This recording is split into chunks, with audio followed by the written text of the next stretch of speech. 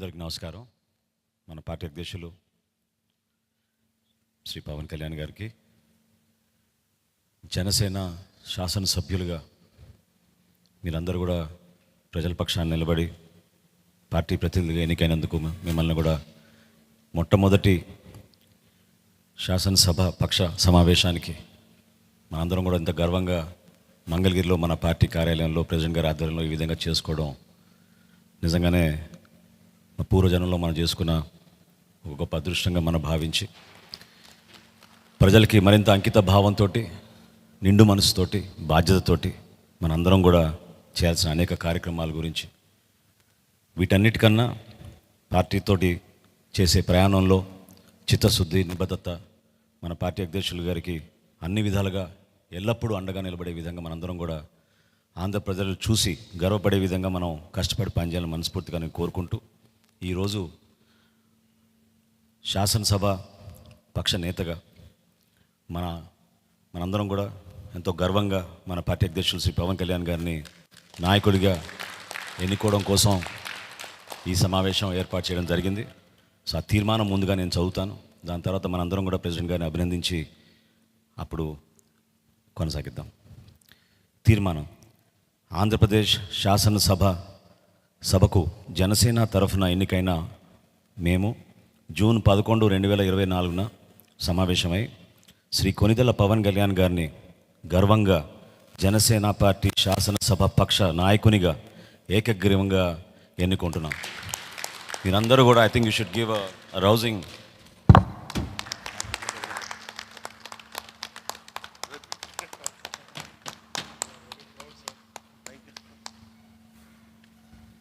ఈ constitutional formality పూర్తయింది కాబట్టి ఇప్పుడు మన పార్టీ అధ్యక్షులు, అదేవిధంగా మన శాసనసభ పక్ష నేత మన పార్టీ అధ్యక్షులు శ్రీ పవన్ కళ్యాణ్ గారిని మాట్లాడమని రిక్వెస్ట్ చేస్తాం.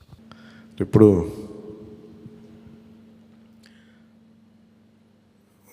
పార్టీ నేతగా మాట్లాడటం అలవాటు, ప్రెసిడెంట్గా మన శాసనసభ పక్ష నాయకుడిగా మాట్లాడాలంటే కొత్తగా ఉంది. ఇప్పుడు గొడవలు పెట్టుకోవడం, మాట్లాడటం, సమస్యలు తీసుకురావడం. బట్ మీ అందరికీ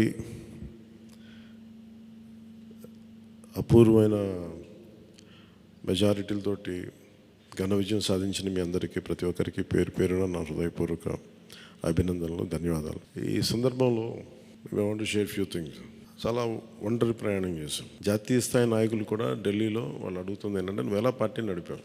పార్టీ నడపడం మాకు తెలుసు కదా, అధికారం ఒక గుర్తింపు ఉన్న జాతీయ స్థాయి పార్టీలో ఉండి అసలు అధికారం లేకపోతే ఎంత కష్టమో మాకు తెలుసు. అలాంటిది మీరు not even recognised party, just registered party, మీరు ఎలా సస్టైన్ చేశారు ఇంతకాలం? వాళ్ళకి నేను ఒకటే చెప్పాను, మేమంటే ప్రేమించే జన సైనికులు, వీర మహిళలు, జనసేన మద్దతుదారులు, వారి వల్ల మేము బలంగా నిలబడగలిగాం.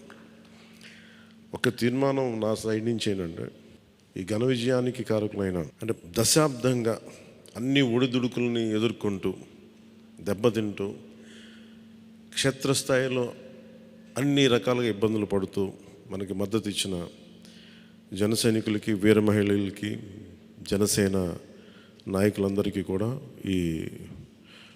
వారికి నా మనస్ఫూర్తిగా నా అభినందనలు తెలియజేస్తూ ఉన్నాను. మీరు లేకపోతే ఈ రోజున ఈ విజయం ఉండేది కాదు. అలాగే ఈ విజయం అసలు మనం చేసిన పోరాటానికి ముగ్ధులై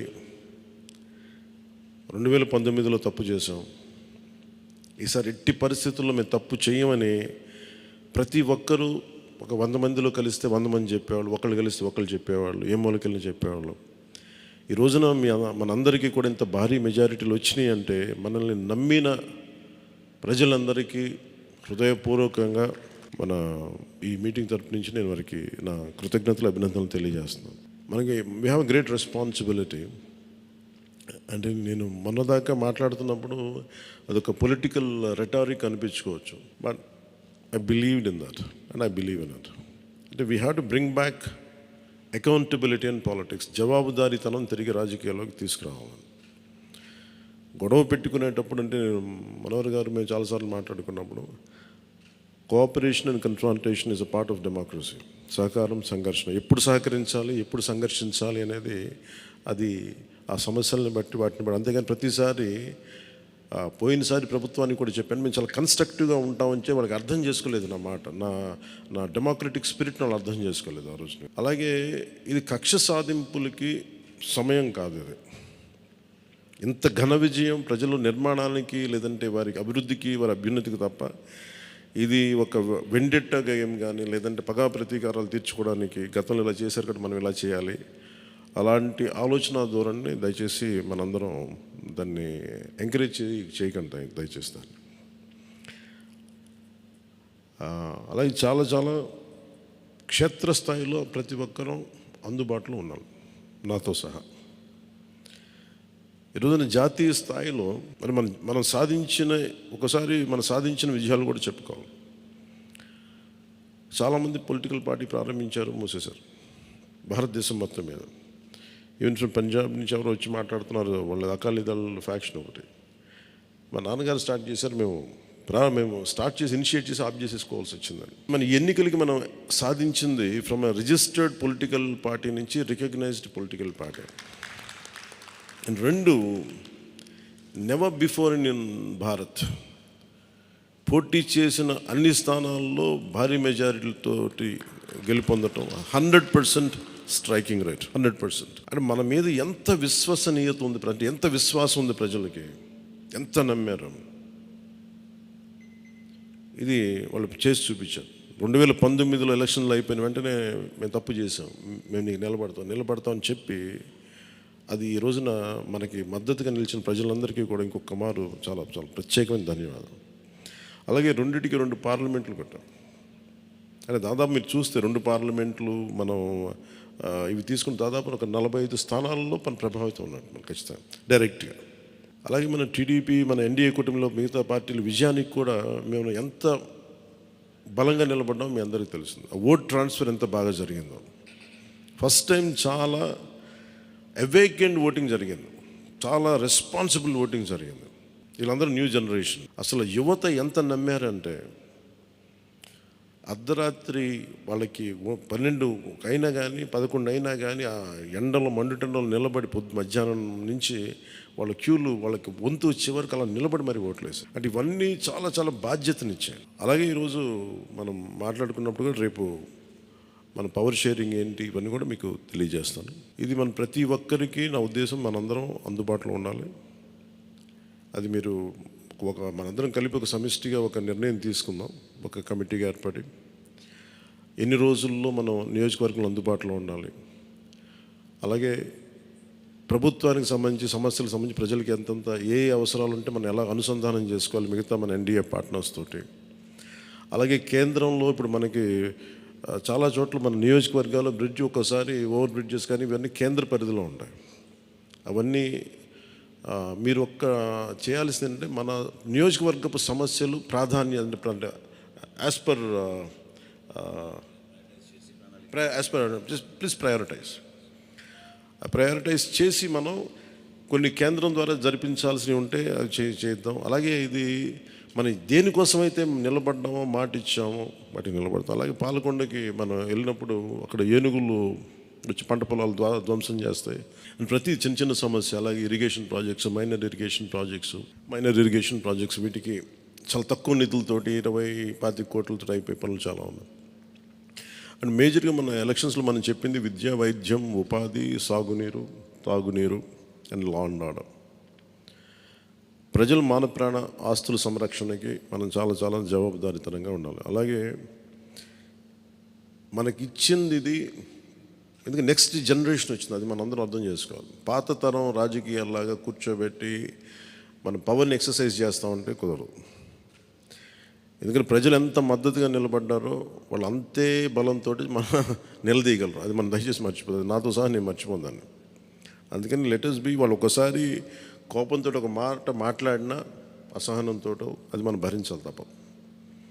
అలాగే విమర్శించేటప్పుడు కూడా దయచేసి అది పర్సనల్ అటాక్స్ ఎవరికి కలగండి. వాళ్ళని మీరు చూశారు కదా, పోయినసారి ఆయన గత ప్రభుత్వాన్ని హ్యాండిల్ చేసిన ముఖ్యమంత్రి గారు ఎన్ని మాట్లాడి నేను ఎందుకు స్పందించలేదు వ్యక్తిగతంగా అంటే అది ఆ ప్రెసిడెంట్ ఆపేద్దామని మనం ఎక్కడ చేయాలి. అలాగే పార్టీ ఒకటి మనందరం చేయాల్సింది ఒకటి టైమ్స్, ఒకటి పంక్చువాలిటీ, సరైన సమయానికి రావడం. మీరు కావాలంటే గంట ముందు రండి. నైట్ 1:30, 2:30 అని పడుకునేటప్పటికి. ఎందుకంటే ఇది మనం 5 సంవత్సరాల కాలాన్ని ఎంత సద్వినియోగం చేసుకోగలం దాని మీద ఆధారపడి ఉంటుంది భవిష్యత్తు. దయచేసి మనందరం నియమావళిని పాటిద్దాం. కొంత మనలో కూడా మనం వన్స్ ఇన్ ఎ వైల్ మనందరం కూర్చొని మేబీ ఓవర్ లంచ్, ఒక ఈవినింగ్ ఒక చాయ్ పే చర్చ లాగా ఏమేం చేయాలి. అలాగే మనం కూడా కొంత కలుపుగోలుతనం చూపించాలి మిగతా పార్టీలు, మన ఎన్డీఏ కానీ బీజేపీ, మన ఎన్డీఏ పార్ట్నర్స్ అందరికీ కూడా. అంటే మనం ప్రత్యేకించి మనం ఎక్స్క్లూజివ్గా ఉండకుండా అందరితో మమేకం అవ్వాలి. At the same time not losing our identity. అందుకని ఇవన్నీ దృష్టిలో పెట్టుకొని ఇప్పుడు మనం ఢిల్లీలో మనం చేసినట్టుగా మన ప్రధానమంత్రి గారి పేరుని నన్ను కూడా ప్రతిపాదించినట్టుగా ఈ రోజున రాష్ట్ర ఎన్డీఏ నాయకులు మనం ఎన్నుకోవాలి. మీ అందరికీ ఇంకొక మారు ధన్యవాదాలు తెలుపుకుంటాం. Thank you. జై హింద్. అసాధ్యాన్ని సాధ్యం చేసినందుకు మనస్ఫూర్తిగా మనందరి తరఫున మరొకసారి మన పార్టీ అధ్యక్షులు పవన్ కళ్యాణ్ గారికి ధన్యవాదాలు తెలుపుకుంటూ, ఈ సమావేశానికి హాజరైనట్టు మనం ఇదొక ఫార్మాలిటీ పూర్తి చేయాలి. ముందుగా నిమ్మక్క జయకృష్ణ గారు పాలకొండ, థ్యాంక్ యూ. అదేవిధంగా లోకం మాధవి గారు నెల్లిమర్ల, వంశీకృష్ణ శ్రీనివాస్ గారు విశాఖపట్నం నుంచి, కొంతాల రామకృష్ణ గారు అనకాపల్లి నుంచి, పంచకల రమేష్ బాబు గారు పెందుర్తి నుంచి, సుందరపు విజయ్ కుమార్ గారు, నానాజీ గారు, వెంకటేశ్వరరావు గారు, దేవ వరప్రసాద్ గారు,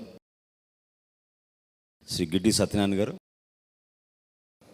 శ్రీ బత్తుల బలరామకృష్ణ గారు, శ్రీ కందుల దుర్గేష్ గారు, శ్రీ నాయకర్ గారు, శ్రీ రామాంజనేయులు గారు, శ్రీ బోల్సెట్ శ్రీను గారు, శ్రీ పచ్చమట్ల ధర్మరాజు గారు, శ్రీ బాలరాజు గారు, పెద్దలు బుద్ధప్రసాద్ గారు, శ్రీ ఆర్వ శ్రీధర్ గారు, ఆర్వ శ్రీనివాసులు గారు. సో మీరందరూ కూడా హాజరై సంతకాలు చేసి మన పార్టీ అధ్యక్షులు గారిని బలపరిచినందుకు మనస్ఫూర్తిగా మీకు ధన్యవాదాలు తెలుపుకుంటూ, ప్రెసిడెంట్ గారు అన్నట్టు మనం ఆ సమావేశానికి వెళ్ళాలి కాబట్టి ఈ సమావేశం ఇంతటితో ముగించుకుందాం. ముందు ప్రెసిడెంట్ గారికి సన్మానం చేద్దాం మనందరం కలిసి.